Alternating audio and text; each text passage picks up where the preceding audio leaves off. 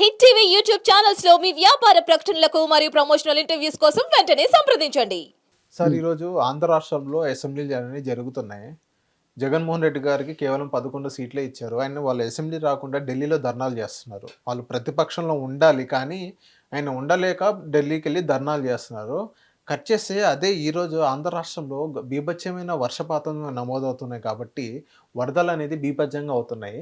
And ఇప్పుడు వరదల్లో చాలామంది రైతులు నష్టపోయారు. ఆ రైతుల్ని పరామర్శించడానికి జగన్మోహన్ రెడ్డి గారు రైతుల దగ్గర ఉండాలి తప్ప ఢిల్లీ వెళ్ళి ధర్నా చేయడం ఎంతవరకు కరెక్ట్ అంటారు?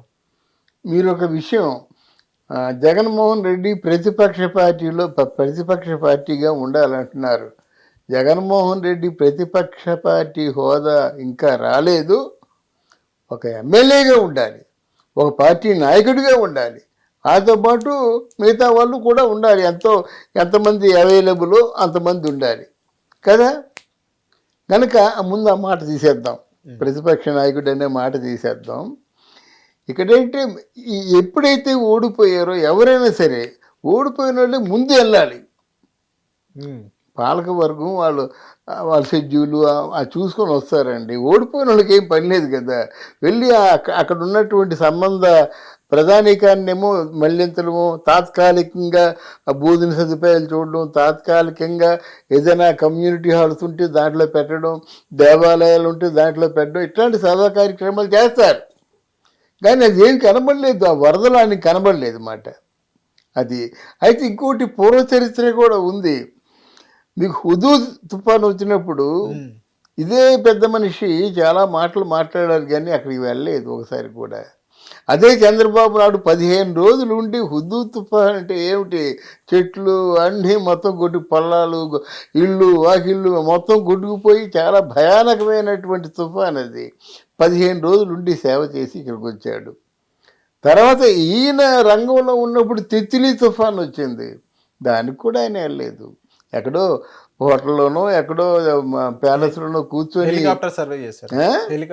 అదేనండి. అది కాదు కదండి చెయ్యూతని ఎందుకంటామండి.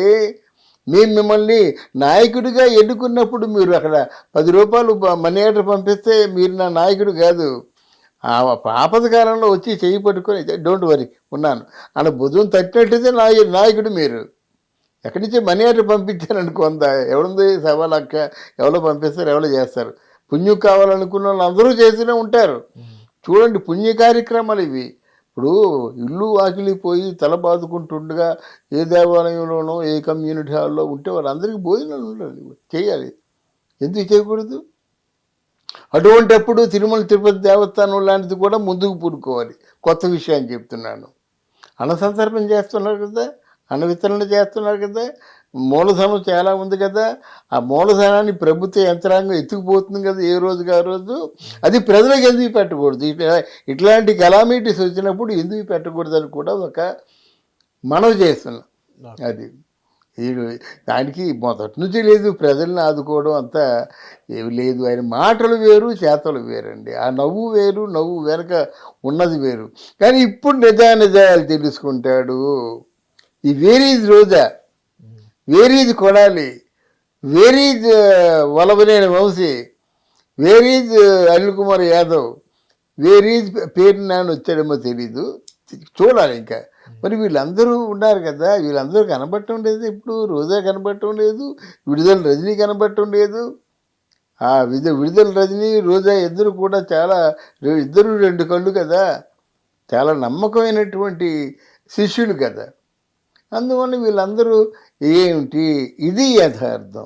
నీ వెనక ఉన్నవాడు నువ్వే, ఇంకెవరు లేరు. ఓకే, పెద్దిరెడ్డి రామచంద్రారెడ్డి నమ్మినట్టుగా ఎవరినైనా నమ్మాడా ఆయన? 4,000 5,000 కోట్లు సంపాదించారంటే ఎంత నమ్మకపోతే. ధనుంజయ రెడ్డి ఒకడు, మన సద్దల రామకృష్ణారెడ్డి ఉంటాడు అనుకోను నేను. మరి విజయసాయి రెడ్డి మాత్రం దగ్గరున్నాడు. ఎందుకు దగ్గరున్నాడు?